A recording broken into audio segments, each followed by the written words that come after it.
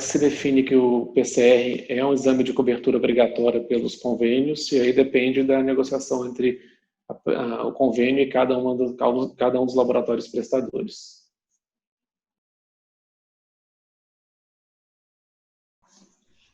Então, o PCR, dentro das bases dos equipamentos habituais de processamento, ele é um teste que demora cerca de 4 horas, porém, né, pela quantidade de exames que é realizada, os laboratórios têm demorado 2, 3, 4 dias. O nosso prazo atualmente estabelecido é de 2 dias úteis, mas a gente tem liberado os exames que chegam aqui no nosso núcleo técnico em até 1 dia, habitualmente.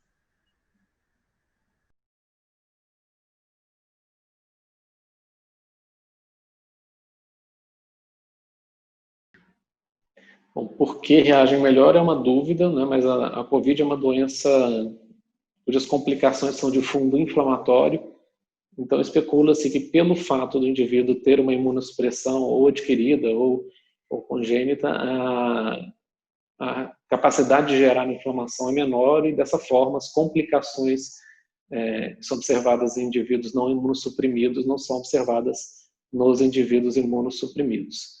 Isso ainda é uma observação clínica, né? Não se sabe exatamente qual mecanismo está envolvido nisso.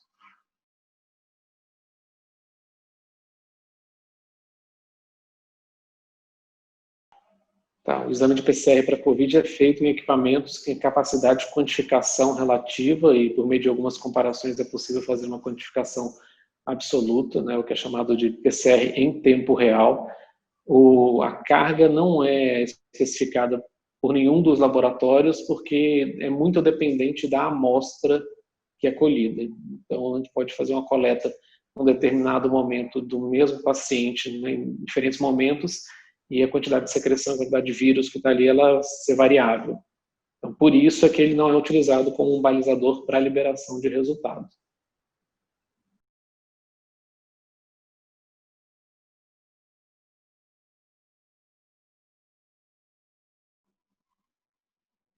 Bom, isso está bem dentro da fisiopatologia, da resposta imune da doença, né? O PCR ele detecta a presença do vírus e os testes de anticorpos detectam uma resposta imunológica ao vírus que acontece habitualmente depois de 10 dias do início da doença. Então, o indivíduo tem um período aí de cerca de 10 dias em que o PCR é detectável, na maior parte das pessoas, e é exatamente depois desses 10 dias que a sorologia começa a ser positiva na maior parte dos pacientes. Então, esse achado é totalmente condizente com a fisiopatologia.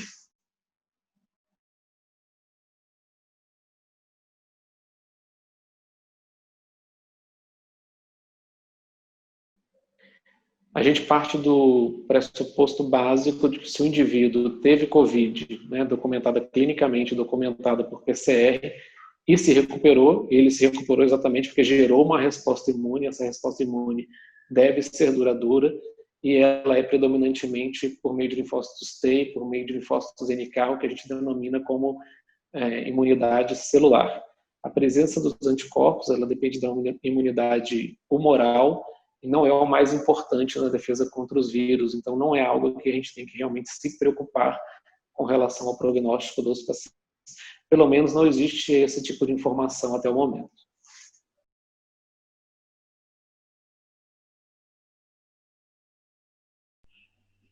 Não, o princípio básico da detecção de anticorpos totais é exatamente não identificar qual tipo de anticorpo está ali, ele detecta qualquer tipo de anticorpo anti-Covid que esteja presente na amostra, mas por princípio básico ele não identifica.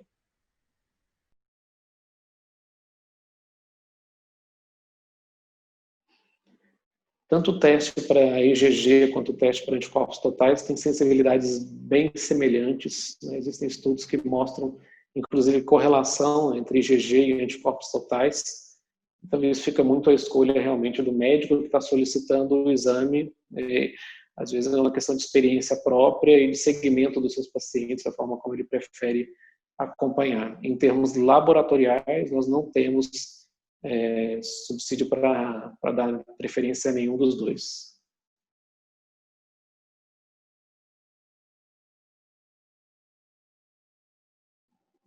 A definição de resultado de PCR indeterminado, ela pode ocorrer por duas questões. Primeira, a positivação muito tardia da curva, quer dizer, a amplificação tardia da curva de PCR, o que é inespecífico e não permite uma conclusão de se realmente existe ou não o vírus ali. E a outra motivo que pode justificar um resultado inconclusivo é quando existe positividade de um par de primers, mas não positividade de outro par de primers, gerando uma discordância no resultado.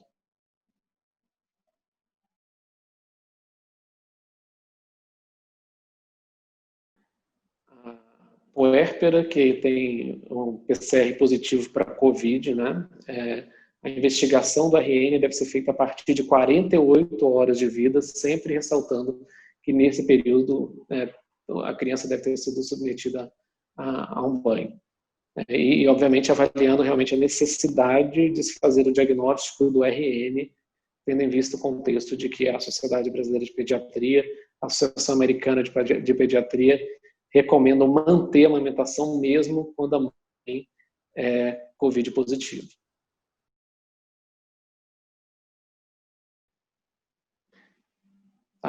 Existem alguns estudos sobre PCR realizado em saliva. Bem no início da pandemia, nós fizemos algumas validações aqui. Dentro da nossa experiência, o que a gente tem observado em outros estudos é de que existe uma sensibilidade reduzida na saliva em relação à amostra da nasofaringe. Tá? A gente sabe que tem alguns laboratórios oferecendo a coleta na saliva, justificando que a sensibilidade seria semelhante, mas, sinceramente, nós não observamos isso aqui.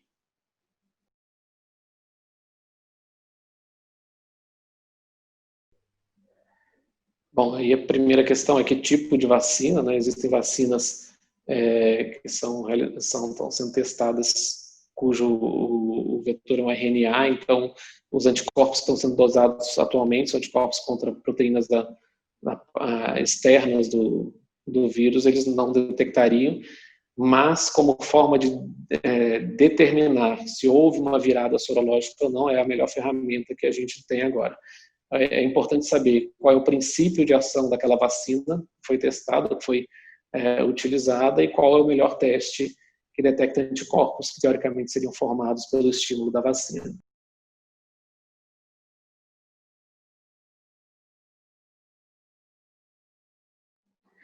A atual indicação para os testes de antígenos é para indivíduos sintomáticos durante um período relativamente curto, que é do 3º ao 5º dia de sintomas. A gente sabe que a sensibilidade dele é bem inferior aos testes de PCR, porém, num contexto em que existe uma suspeição muito baixa da doença, um resultado negativo pode ser interpretado como conclusivo. Entretanto, não é o que está dentro dos protocolos de cirurgia segura. Os protocolos de cirurgia segura recomendam especificamente um teste de PCR.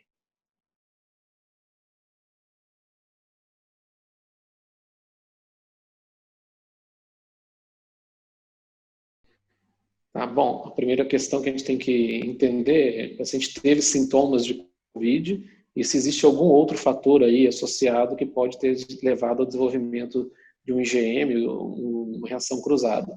Então, a primeira coisa, teve doença manifesta, e aí a gente vai valorizar mais esse IgM positivo. Se não teve doença manifesta, isso pode ser uma reação cruzada com outro tipo de vírus, uma reação cruzada, inclusive, com um estímulo vacinal, por exemplo. Se houver necessidade de realmente confirmar, a dosagem de um IgG ou de um anticorpo total é o suficiente para isso. Isso pode ser feito 10, 15, 20 dias após a primeira dosagem.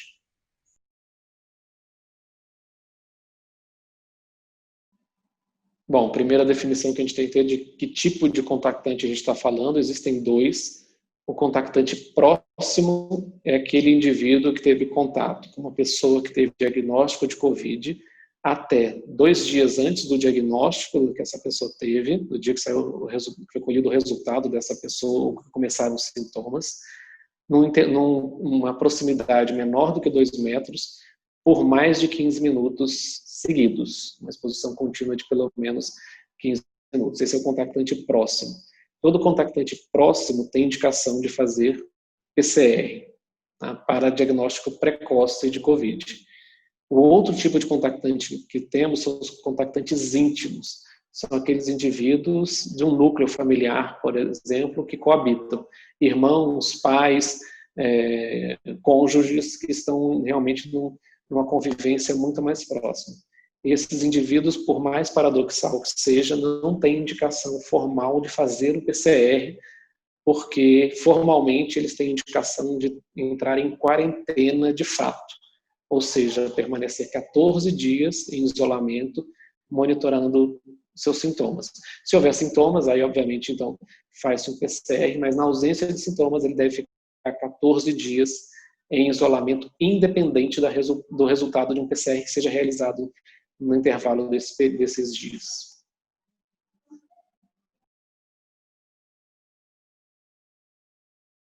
Um RT-PCR negativo para COVID, ele não exclui o diagnóstico no indivíduo que tem alta suspeição de ter diagnóstico de COVID. Ou seja, um indivíduo que teve contato com um portador de COVID e tem sintomas muito claros de COVID. Nesse indivíduo, mesmo um PCR negativo não serve para excluir a doença e o indivíduo deve ser considerado como portador de COVID até prova contrária.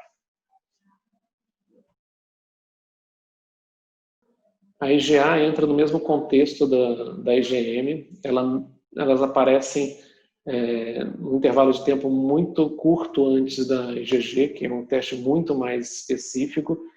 Além disso, tanto IgA quanto IgM, elas têm falsos positivos que podem complicar na conclusão do quadro.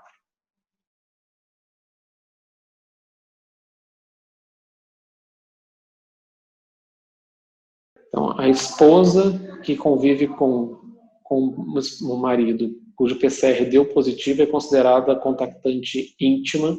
Como contactante íntima, ela deve ficar 14 dias em isolamento, independente de resultado próprio de PCR ou de sorologia.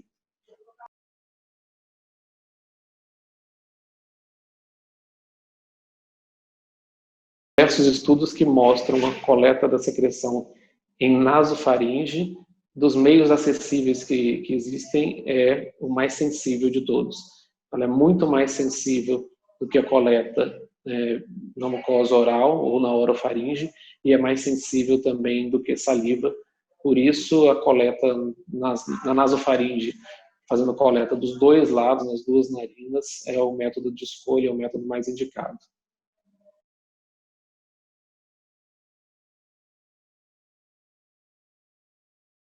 RT-PCR positivo para COVID deve ser considerado como diagnóstico de COVID. Existe uma reação cruzada que acontece na pesquisa do antígeno NS1 da dengue em indivíduos que têm COVID-19, mas o contrário não é verdadeiro.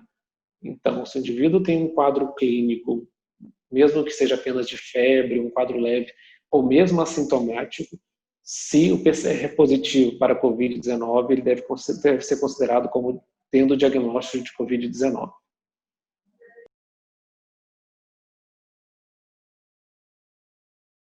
As IgA são formadas precocemente para que a detecção delas justifique um diagnóstico caracterizado como precoce da COVID-19.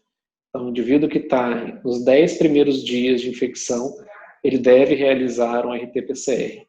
Após 10 dias, ou de preferência mais do que 10 dias, é que ele deve realizar sorologias, preferencialmente IgG ou anticorpos totais, podendo realizar IgM ou IgA, conforme indicação médica também.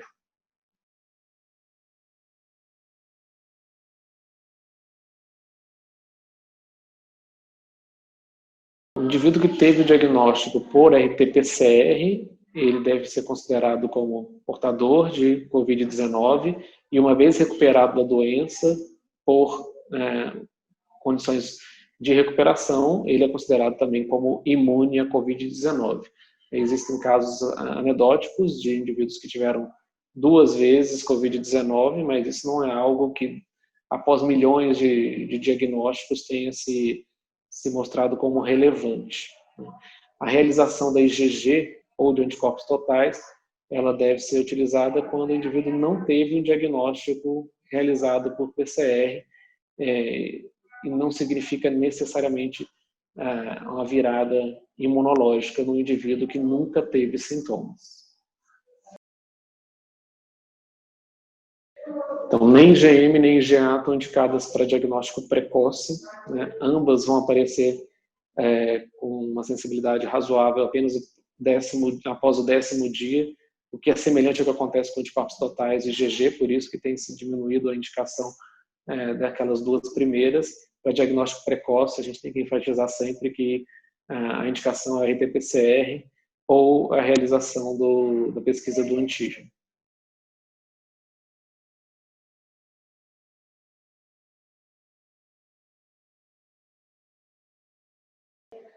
O indivíduo que teve diagnóstico de COVID-19 por RT-PCR, ele é considerado como um indivíduo que portou o vírus, portanto, se ele se recuperou da doença, ele gerou uma resposta imune, seja celular, seja humoral, e não há, inclusive, necessidade de realizar um teste sorológico.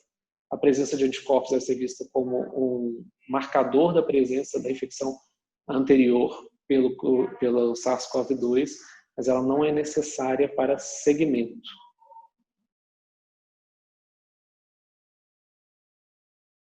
Toda sorologia pode ter reação cruzada com outros anticorpos, né? Toda pesquisa de anticorpos tem esse tipo de viés, mas existem estudos que mostraram que, inclusive, em teste realizado com soros de pessoas que tiveram infecção por outros vírus, houve praticamente zero de reação cruzada na pesquisa de anticorpos totais.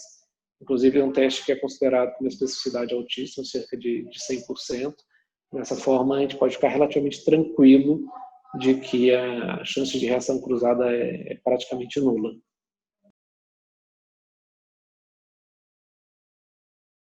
O entendimento atual é de que após 10 dias do diagnóstico, se o indivíduo está assintomático há pelo menos 10 dias, não há mais transmissão do vírus. E aí que fique bem claro, né, que chama de assintomáticos são sintomas respiratórios e presença de febre, e ausência de febre, na verdade, e não aqueles outros sintomas gerais que aparecem durante a infecção pelo SARS-CoV-2. Então, após 10 dias e com pelo menos 2 dias de assintomático, já se entende que não há mais transmissão do vírus. Pode ser detectado o RNA por meio do RT-PCR após 10 dias, mas isso muito provavelmente significa pequenas partículas encapsuladas de RNA, mas que não são infectantes.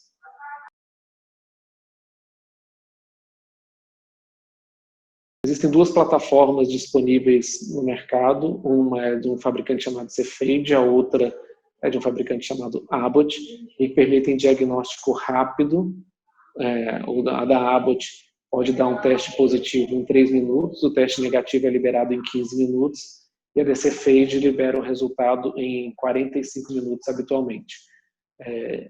São formas diferentes de realizar a reação, não é exatamente um PCR, são reações isotérmicas, o princípio é um pouco diferente, mas também a detecção do RNA, do ácido nucleico do vírus, o princípio básico. Apesar de elas terem uma reação com ciclo mais encurtado, esses equipamentos eles conseguem fazer apenas um teste por vez. Então, quando a gente pensa em grandes populações que precisam ser testadas, a melhor escolha ainda é o PCR habitual.